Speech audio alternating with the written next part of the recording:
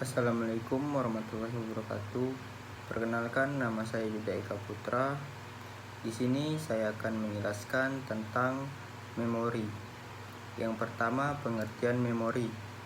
Memori komputer adalah perangkat keras hardware yang biasa digunakan untuk menyimpan data berupa informasi atau instruksi yang bersifat sementara maupun permanen.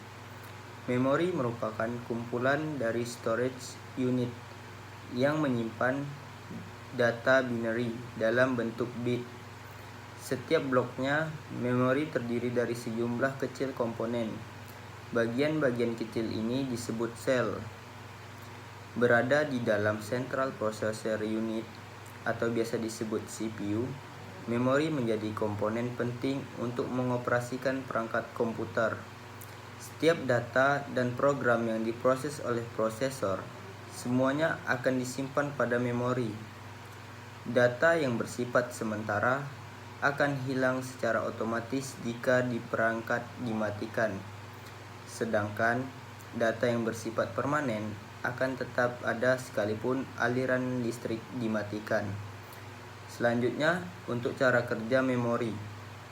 Dalam memori merupakan angka biner yang diencode menjadi urutan-urutan tertentu oleh instruksi pemecahan informasi. Instruksi yang lebih kompleks nantinya bisa digunakan untuk menyimpan informasi gambar, video, suara, dan lain sebagainya. Setiap memori memiliki lokasi dan alamat berbeda.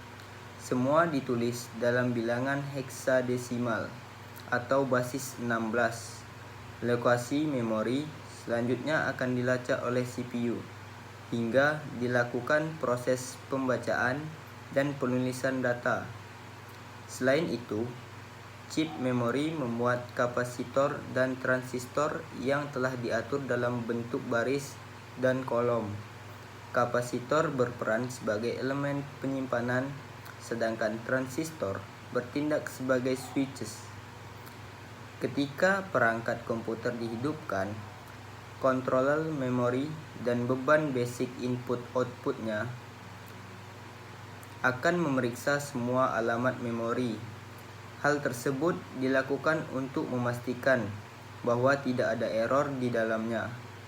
Pada prosesnya, BIOS akan menyediakan informasi dasar terkait susunan boot, perangkat penyimpanan, dan lain sebagainya. Setelah itu, RAM akan memuat operating system dari hard drive hingga CPU dapat mengakses sistem operasi secara langsung. Semua program yang dijalankan perangkat komputer dimuat ke dalam RAM. Keberadaan memori komputer membuat proses transfer data bisa dilakukan lebih cepat. Selanjutnya ada fitur-fitur memori. Yang pertama, lokasi memori. Fitur ini menandakan lokasi penempatan memori, apakah berada di dalam, internal, atau di luar, eksternal. Memori internal disebut juga sebagai memori utama karena tertanam dalam komputer. Misalnya memori utama, cache, dan register. Sedangkan memori eksternal merupakan media penyimpanan yang berada di luar atau terpisah dari perangkat. Misalnya USB, disk, CD, tape, dan lain-lainnya. Kapasitas memori. Kapasitas memori merupakan salah satu hal penting dari memori komputer, baik internal maupun eksternal. Kapasitas memori eksternal biasanya diukur dalam bentuk bit, sedangkan internal berbentuk byte atau word.